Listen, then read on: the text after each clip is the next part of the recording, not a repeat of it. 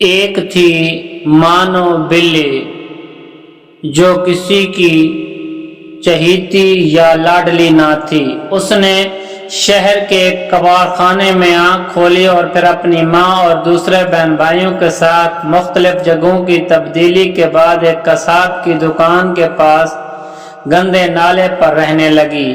وہ ذرا بڑی ہوئی تو ایک دن اس کی بہن رانو بلی کو ایک بہت پیاری سی بچی ایک بڑی سی گاڑی میں بٹھا کر لے گئی اور اس کا بھائی شانی بلا ایک خونخوار کتے کے ہاتھوں دنیا سے رخصت ہو گیا۔ وہ ذرا بڑی ہوئی تو اس کی ماں اسے چھوڑ کر چلی گئی۔ مانو بلی کئی بار اپنی ماں کے پاس گئی کہ شاید اسے پہچان لے، لیکن وہ اسے ہمیشہ اجنبی بن کر ملتی اور مار پیٹ کر بھگا دیتی۔ مانو بلی نے بھی آہستہ آہستہ اپنی ماں کو بھلا دیا اور یوں ہی گلیوں میں آوارہ پھرنے لگی۔ ایک دن اچانک اس نے اپنی بہن رانو بلی کو دیکھا جو ایک بہت بڑے سے لان میں گھاس پر بیٹھی دودھ پی رہی تھی۔ مانو بلی فوراً آگے بڑھی اور اسے پکارا، لیکن اس نے اپنی بہن کو پہچاننے سے انکار کر دیا اور اسے اپنے گھر سے نکال دیا۔ مانو بلی کا دل ٹوٹ گیا۔ وہ باہر نکلی تو ایک نہایت گندے بچے نے نشانہ لے کر ایک پتھر اسے دے مارا۔ پتھر اس کی ٹانگ پر لگا، وہ لنگڑا کر گر پڑی۔ بچے کے ساتھ اس کے سنہری کارنامے پر کہکہا لگانے لگے بچے۔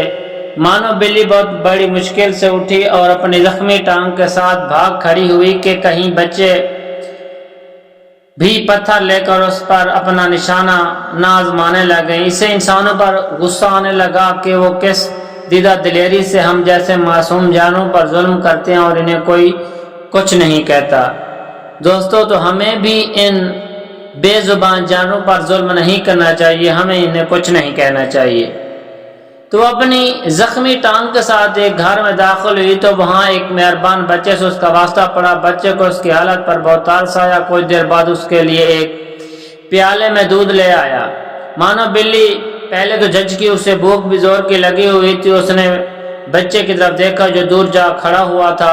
مانو بلی نے تھوڑا سا دودھ پیا تو اس کی بھوک اور زیادہ جاگ اٹھی۔ اس نے جلدی ہی سارا دودھ پی لیا اور لیٹ گئی۔ تو بچے سے اسے تھوڑی دیر بعد بچہ چلا گیا اور تھوڑی دیر بعد جب واپس آیا تو اس کے ہاتھ میں مرہم پٹی تھی۔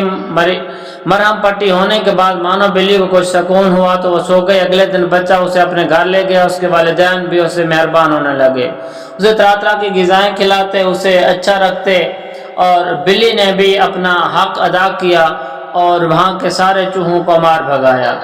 تو مانو بلی کو آہستہ آہستہ انہوں نے بہت اچھی چیزیں کھلانا شروع کر دی۔ جیسی اچھی چیزیں کھلانا شروع کی تو مانو بلی موٹی ہونے لگی اور ایسا ایسا کام چور ہو گئی۔ تو ایک دن گھر والوں نے سوچا کہ اب اسے چھوڑ آتے ہیں۔ تو جیسے ہی مانو بلی نے یہ آواز سنی تو پھر اس نے اپنا دوبارہ وہی کام شروع کر دیا۔ کھانا کم کھاتی اور دوڑنا بھاگنا شروع کر دیتی اور چند ہی دنوں میں پھر وہ سارے گھر والوں کی آنکھوں کا تارا بن گئی۔ تو دوستو، اس کہانی میں دو سبق ہیں۔ ایک تو ہمیں ان بے زبانوں پر ظلم نہیں کرنا چاہیے، انہیں مارنا نہیں چاہیے، اور دوسرا سبق یہ ہے کہ جب ہم کسی کام میں اپنے کام کو اچھی طرح سر انجام نہیں دیتے تو اس کام کے جو مالک ہوتے ہیں وہ بھی ہمیں اگنور کرنا شروع کر دیتے ہیں۔ اس لیے ہمیں ہر کام اپنا اچھی طرح اور اپنا فرض سمجھ کر کرنا چاہیے۔ اللہ حافظ۔